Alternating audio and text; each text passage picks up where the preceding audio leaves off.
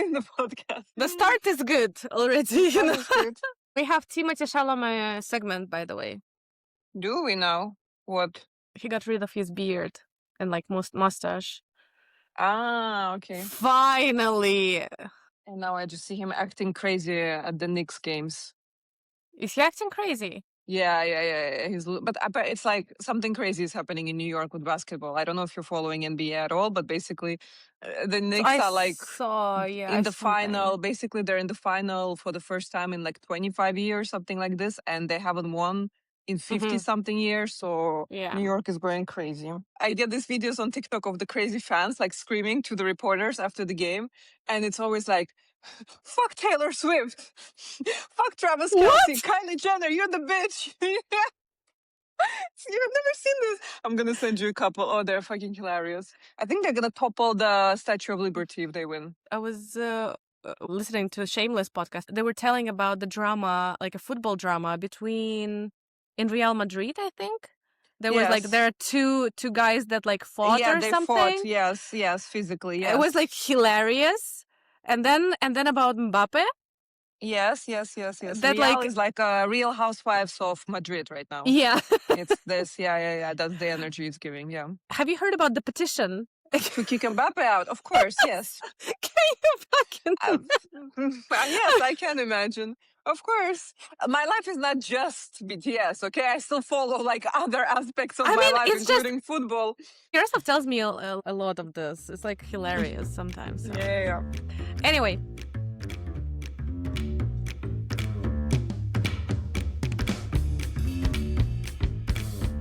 This is Laura, actually. This is us, Laura, actually, yes. Hi, everyone. Where we discuss football. This is a podcast where we discuss fiction and fiction-related news. Yeah. Hi, guys. Hi, everyone. First of all, news of the week that I was told by Paula's fiancé, that the Czech game developer that does Kingdom Come Deliverance confirms open world Middle-earth RPG.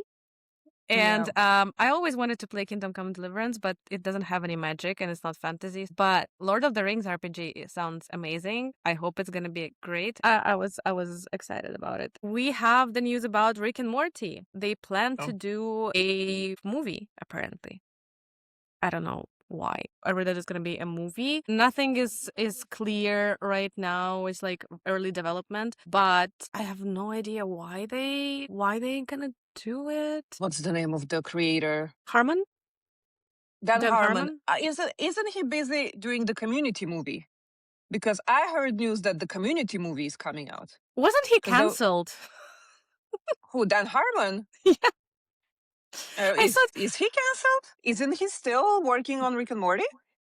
I think he is, but I thought like there were some controversies. I just saw an interview with Donald Glover saying that Community movie is coming like sooner than people think. 6 seasons in a movie. We're still on that train, you know, the 6 seasons in a movie train. So apparently there's a Community movie. So I'm surprised to hear maybe it's a diversion. Maybe there's no Rick and Morty movie. I don't know, but the actual Rick and Morty show, is it still ongoing or is it finished? It's ongoing. Yeah, so what's the point of making a movie? I actually stopped watching it at some point. I don't know, first 4 seasons were genius and then like it kind of got worse. I tend not to comment on Rick and Morty because people who love Rick and Morty fucking love Rick and Morty and they're like obsessed with it. So if you tell them that you don't watch it, they take it like as personal offense. Somehow. Yeah, I know. That like, how come? La la la, and God forbid I add to that like I love Community. It's like, yeah, but I'm like, I can't. I tried to watch like 3 episodes. It's just not for me. I don't know why we need the movie. Well, why not? The Odyssey runtime is reportedly 2 hours and 53 minutes. Are we surprised? I'm surprised it's not 3 hours and 53 minutes. Yeah. At this point, I'm like, okay. But like, I think at least it's less than 3 hours.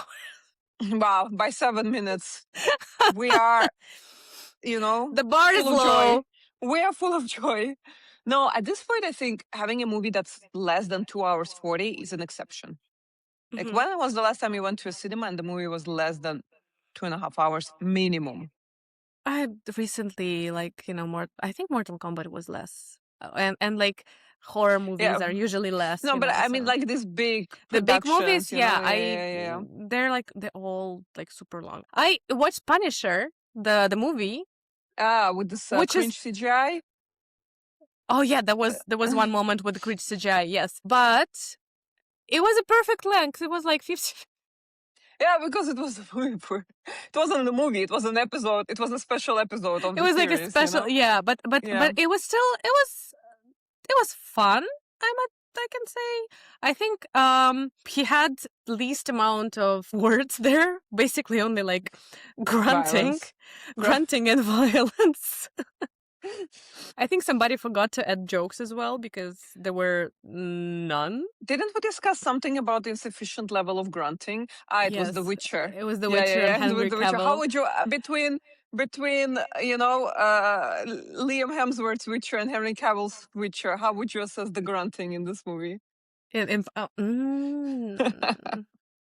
was sufficient grunting, I would say. Sufficient grunting, okay. No, but like John Bernthal is actually John Bernthal is actually very good in it, so he's just like I have no doubt. I have no doubt. He has this like face of permanently 2 seconds away from punching drywall. I know, can relate. I have the same face. But it was fun. It reminded me of this Indonesian movie Raid. An Indonesian movie. That's a pull from Ksenia. Okay, Raid. Raid. Raid. RAID. No, first time I see this. Oh, very well rated. It is like one of the best movies I've seen. Honestly, I was obsessed when we watched it. It's basically a guy trying to get out from the apartment block. There are like a bunch of criminals. If you like, like all the Bruce Lee and all this stuff, you're gonna love it because choreography of fight is immaculate. Mm-hmm. It is. It is just like such a beautifully shot film. It is very simple, nothing special. Very simple plot, but it's still like great. And Punisher reminded me of this. I think they were heavily inspired by by Raid because it was just him fighting throughout like, the apartment block and then like streets of New York. I feel like New York is just like in Marvel universe, it's such a weird place because like on the one hand, they have like Spider-Man, who's just like very like funny guy and like cute and stuff.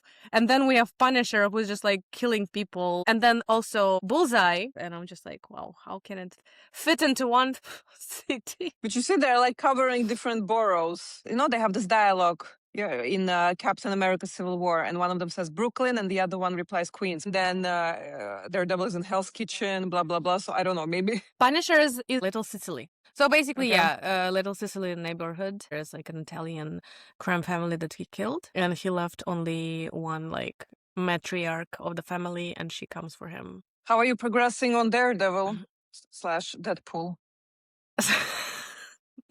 In joke for our listeners, the podcast is starting to have inside jokes, people. So if you're not caught up on all the episodes, you might not. You might not get them. So there we go. Yeah, how is Deadpool? Daredevil. You finished it. I like how you made it intentional the first time and then not intentional the second time. I don't know what's wrong with me. It's one of those like just ticks in your brain. I think one thing and I say the other thing. Let's just say Deadpool and see if people notice. Because no one will fucking notice anyway. It doesn't matter. It's fine. Okay, Daredevil. I'm in the middle of the second season. I haven't finished it yet because we're watching it together with my husband. But Bullseye, yes. We love. We stand. We love. He looks so hot. From the TikTok edits I could see, he's like, Jesus Lord, take the wheel, please. Yes. We love a hot man with unhinged violence. I love how they this is very smartly written in Daredevil because Daredevil doesn't kill people, Yeah.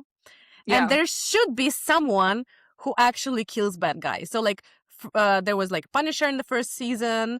I mean, and in the Netflix also series, there was Punisher. And then now Bullseye and Daredevil are kind of, working together. I mean, they're not working together actually, but Bullseye is kind of it's like his penance or something because he is feeling guilty for killing Foggy. Spoiler alert. It's in the first, you see that he kills him, Okay. like in the first Okay. like moments, so it's not like a huge spoiler. Yeah, and basically like he feels guilty for like all the bad that he's done, and he's like doing the penance, so he kills bad guys, and it's like very satisfying because Daredevil doesn't kill them. He only, Yeah. scars them for life. Yeah. Severely injures them and So, then yeah. considers it the job well done. I mean, the scene in the diner, I don't know if you've seen the scene in the I diner. think I saw it. I was just like sitting there and I noticed that I'm smiling like really, like I have a really wide smile just watching a guy kill a bunch of people in a diner. Like, and before that he orders a milkshake and I'm just like, it's very cute. Yeah. I like how in Daredevil they kind of balance it out, with guys who actually kill. And also they actually kill characters there. They were always killing characters. I mean, it's quite violent, the show. I mean, you know how, like, in contrast, like, with The Boys, where they couldn't kill anyone last season, especially, like, they're really afraid to take the risk and kill main characters. And Daredevil, they're just like all bets are off. They're killing main characters. So it's, I mean, not only for Foggy, just like they're kind of like going there. Daredevil is good. The Boys. You started the season. I started season 5. I finished season 4. Few notes about season 4. I loved the last 2 episodes of season 4 because I remember when I was watching season 4, I didn't like it, but the last 2 episodes I kind of lived. And I started season 5, and again I have the same problem with The Boys, is that there's too much filler. I feel like this is the type of show that could have ended 2 seasons ago and then it would have been one of the best shows ever done, because season 1 or 2 are like legitimately some of the best like TV done ever. And then it just becomes like feeling things, creating like some scenes are so long and so unnecessary. Some relationships, the Frenchie and Kimiko, I don't know why they had to do it into a romantic relationship.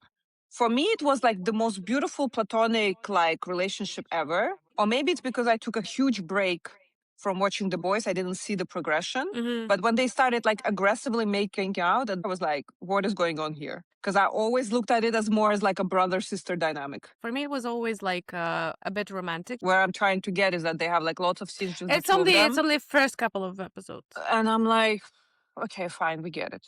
Okay, like these pieces of that. Same with like, Starlight and Hugh, I can even understand because there they have like an actual conflict. Her basically being ready to die and him not being ready for her to die. So it's like a very fundamental relationship conflict. Oh my God. And then the end of season 4, when he proposed to the doppelganger, I was screaming. It was so funny. I feel like she didn't give him like enough shit. I know that there's like a 1-year break between the 2 seasons, but I feel like she should have gone full ballistic on his ass. He understood. I mean, yeah, that they solved the situation. After he had sex with her 30 times and proposed to her. Wow, how convenient. But I can't stand Huey personally. The character just annoys the living crap out of me. Like, I just can't with him. And I think because also I love Butcher so much, and he obviously doesn't like Butcher, that I'm kind of automatically anti-Huey. Just because I'm like pro Butcher in virtually everything. So not that it speaks highly of my morals, but you know what I mean. So again, like, we're starting every time these seasons very slow. So many filler scenes, like just get to the point, for fuck's sake.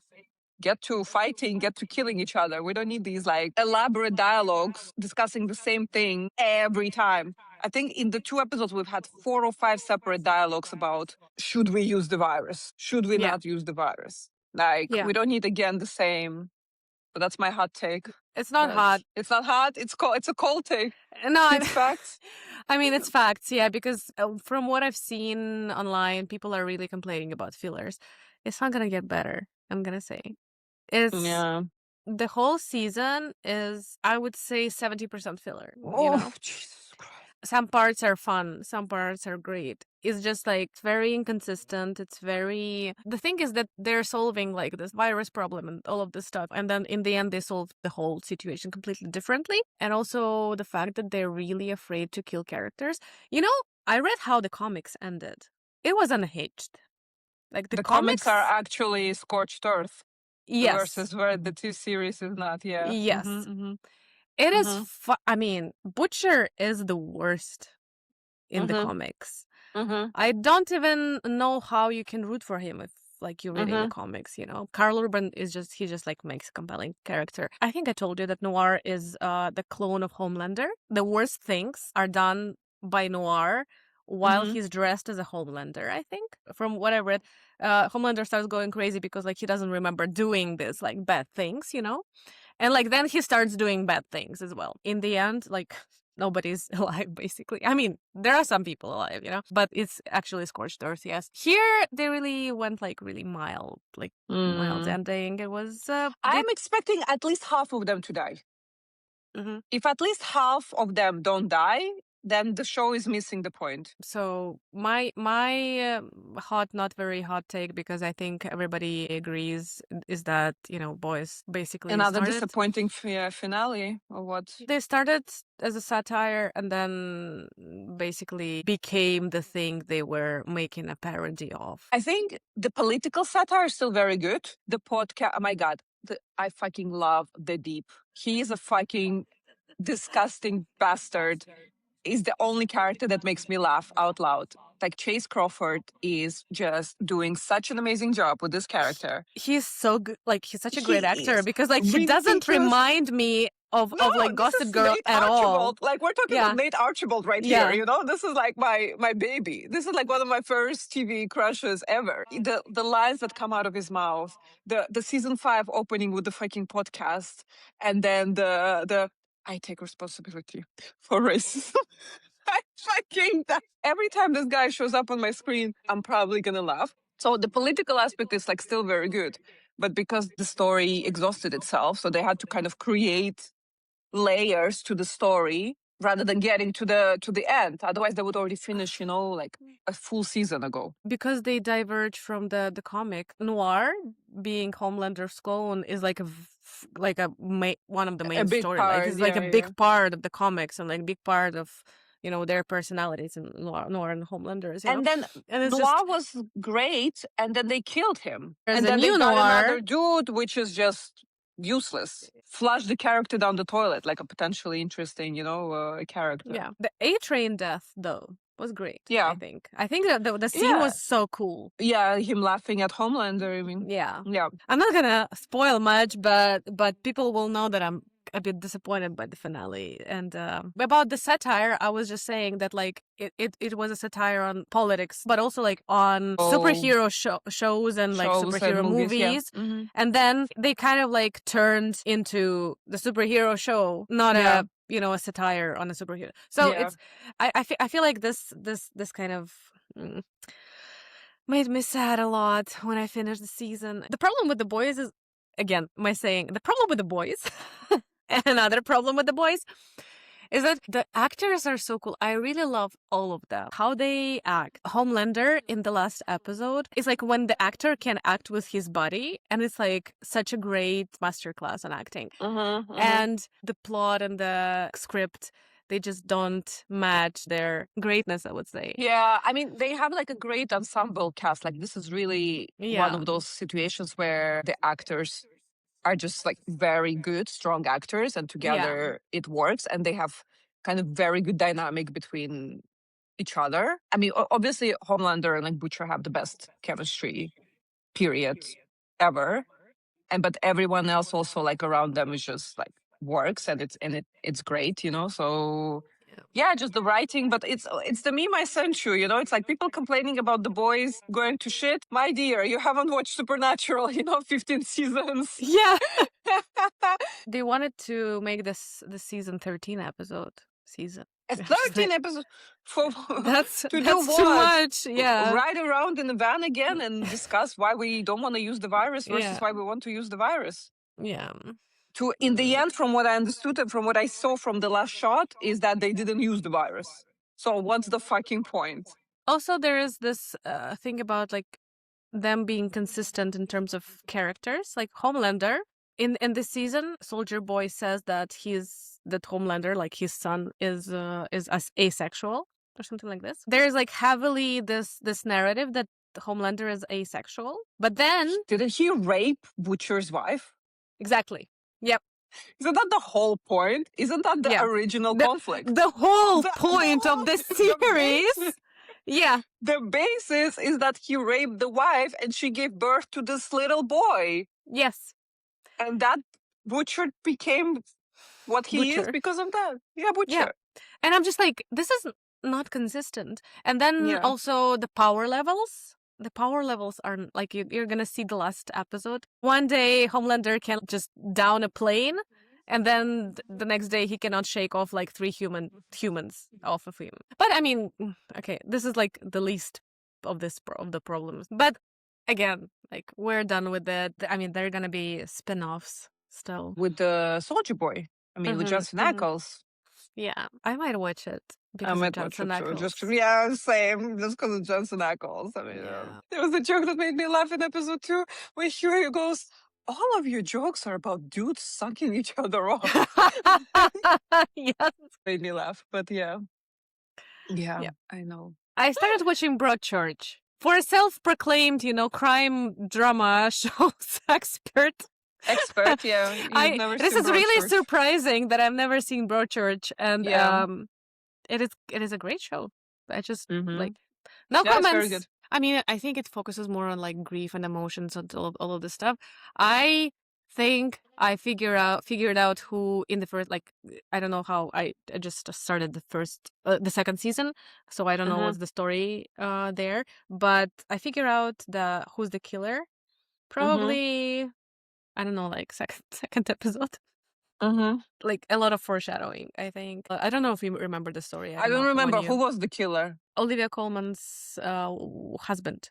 Husband. Oh, okay. It is so nice to watch. I really like like it looks like it smells like sea or like ocean. The setting is great. Yeah, the setting is amazing. It's so beautiful. And the cast is goated. I mean, first episode of second season, Phoebe Waller-Bridge. Yeah.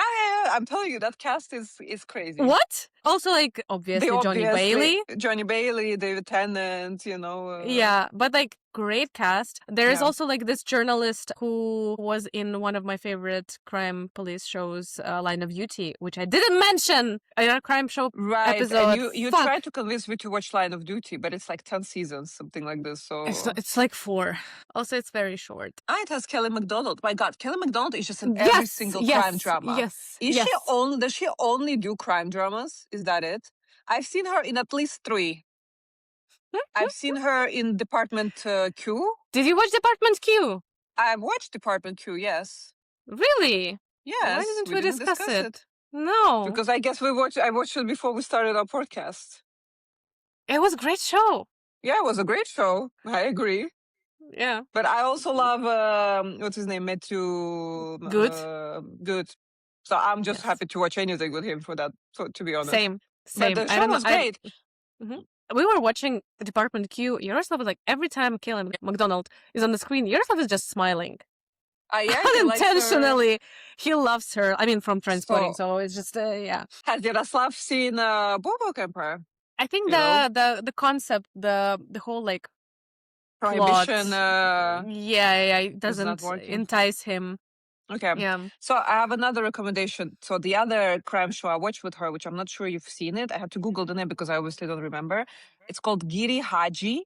It's a Japanese we watched it. Okay, that was very good also. That was only 1 season though, and I was like, but I didn't like the ending. You didn't like the ending? I didn't like the ending that much.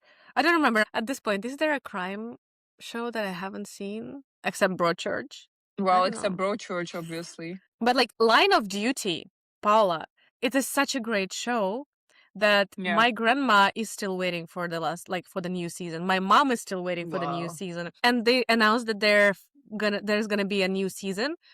And we were basically screaming when we heard this, because like this is one of the literal like best crime, police dramas. There is even, oh my God, there are so many memes. Oh my God. Have you seen the memes about me? Yeah. Have you seen the memes? So you have to watch Line of Duty. This is one of the most popular shows on British TV. We diverged a lot. Yeah, Broadchurch is just great. David Tennant, Olivia Colman, Johnny Bailey. There are 3 seasons, and I've only seen 2. So I might just watch season 3 when you watch it. Ooh. I'm gonna tell you when I start watching it. Yeah, I'll just need a reminder on season 2, what happened there. Are you gonna watch Good Omens? Speaking of David Tennant. Yeah, but it's just one episode, right? It's just like a like a movie. Mm-hmm. Yeah, I'll watch it at some point, yes. The last thing that we discussed this episode is that Literary Hub, LitHub, released a ranking that somehow made me both like pretentious and very angry. They released a ranking of the best literary film adaptation of the last 50 years. And I wanted to talk about this. Oh boy. Okay. First of all, this is like very weird ranking, and like they put sci-fi horror in the same category. American Psycho is in sci-fi horror category, which is like very weird. I would call it a horror. It's a thriller, but like I would say it's a thriller. This is like a really weird categorization in general. Mhm. It's like a bunch of people just threw movies in random bins, basically. So in comedy, we have Princess Bride winning the greatest adaptation. In drama, we have The Remains of the Day. Then we have Silence of the Lambs, an action thriller, and The Return of the King in sci-fi horror. In drama, it's Apocalypse Now. Oh no, yeah, it's Apocalypse Now. Okay. I'm confused. Why is it only The Return of the King in this list? Why aren't all 3? Exactly. Why aren't all 3 Lord of the Rings in this? Yeah, you cannot separate them. They all 3 should be participating like as 3 separate movies. Like, I mean, I'm not a Lord of the Rings fan, but these are objectively like great movies. You cannot not put all 3. Do you think they should be separated? They all 3, of course, all 3 should be there as separate movies, and they compete. These are 3 like independent movies. You know what I mean? Or you can put them as a trilogy. Why? I wouldn't even. I mean, it's still. Even with the fact that nobody experiences them as separate movies, like as isolated movies. If you watch them like three together. Like you don't consider them separate movies. But also what? Not a single Harry Potter in here. Exactly. I'm sorry, but like Harry Potter and Prisoner of Azkaban, at least, which changed the whole like identity of the franchise. And like yes, or even the first one is like objectively a great kids movie. Yeah. The other thing, Catching Fire, Hunger Games, is actually like one of the greatest book adaptations ever, and it's not there. And I'm really seeing like a mad bias against. I'm seeing like a bias against geeky stuff. So things that are considered like have a big fan base, yeah. The horror sci-fi category, it's like questionable choices. Questionable choices, it's questionable category. I don't know who made this category, because like how can you put sci-fi and horror in the same category? It's like one. Totally different genres, totally different vibes, totally different movies. Lord of the Rings and American Psycho in one category. Like who does this? It doesn't make any sense. I'm really mad at like Catching Fire not being included in this one, because as you know, I watched all the movies and read all the books quite recently, I would say, and I feel like Catching Fire is one of the greatest book adaptations. And I feel like also there's like bias against like teenagers in this ranking. Yeah, that's what I'm saying. In the end, Princess Bride is best. Okay, I've never seen Princess Bride. I've never seen this movie, but it's like some sort of a fucking cult classic in the US. That every single time you watch Letterboxd for 4 favorite movies of someone American, but only someone American, they name Princess Bride. But outside of the US, people don't know about it. People have not seen it. People have not heard about it. I think Yaroslav liked it. I'm not sure, but I think Yaroslav liked it. But it's like, I mean, not to downplay comedy, okay, but when I think book adaptations, I don't necessarily think comedy.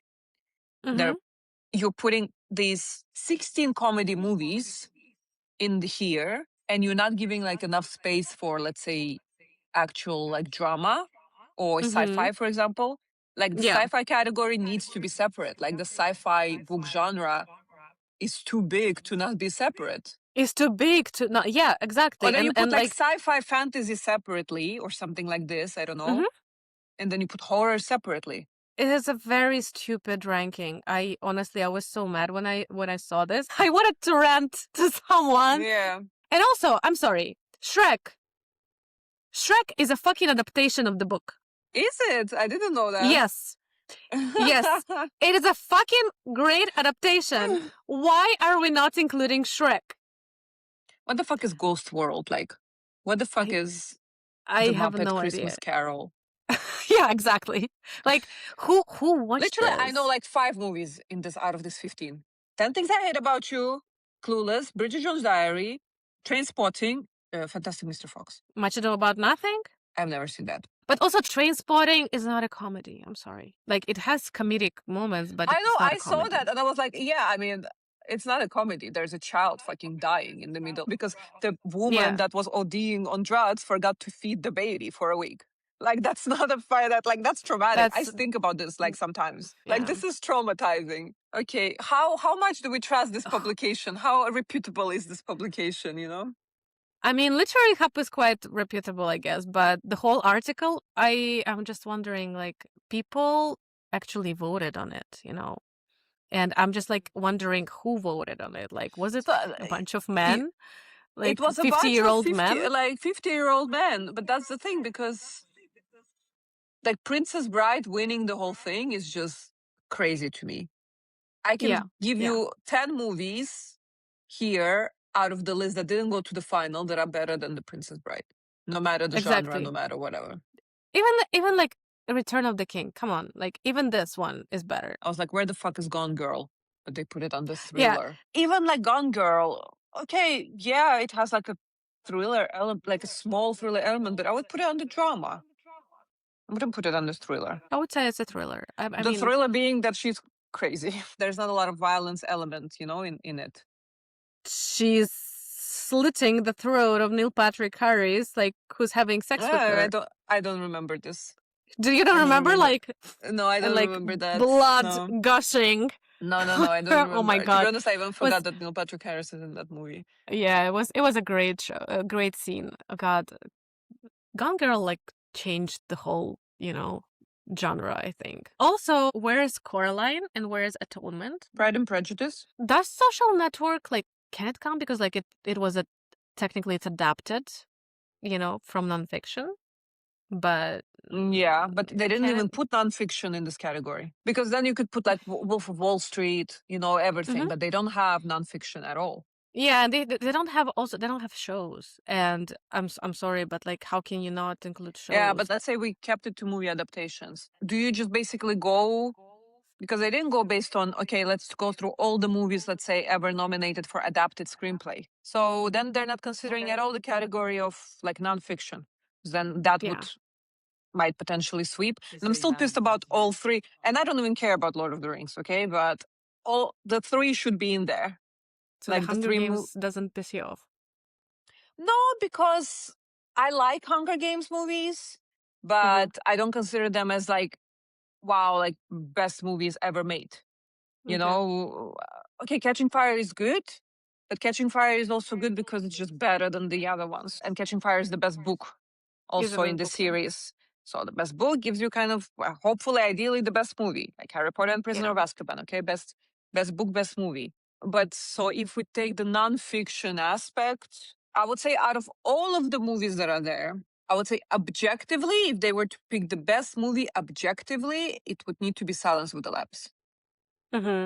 Yeah, I think that would have been the correct, like, all together winner, because it's just one of the best movies ever made.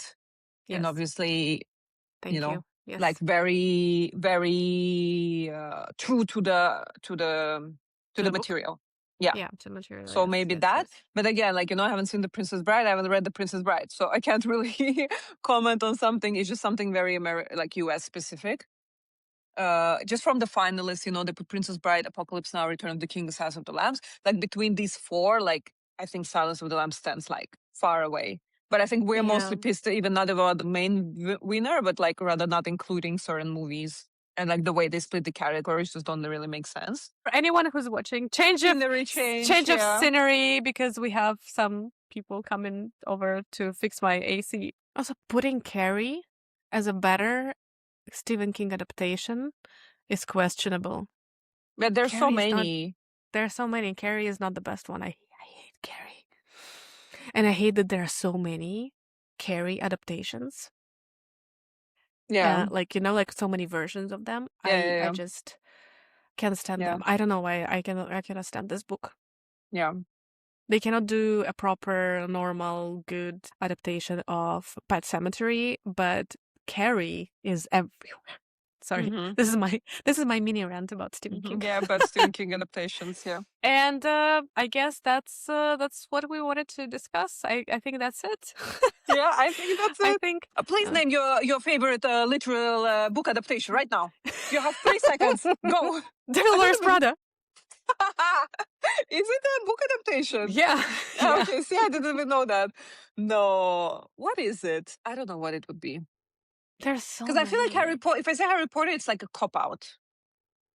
Yeah. You know? I'm gonna judge you. Yeah. What is yours? It's difficult. I have to think about it. Let's say Fight Club. I mean, from all of this, like on the Literary Hub, it's Silence of the Lambs. Yeah. 100%. How is Talented Miserably better than Fight Club? No, I don't agree with this. Now I started looking at it again. No, Talented Mr. Ripley is great. Come on. Did you watch the version with Andrew Scott? The series, the Netflix series in black and white? No? Okay. Yeah. No. Fine. Okay. We should stop. We should stop. Bisous, peace and love. Bisous.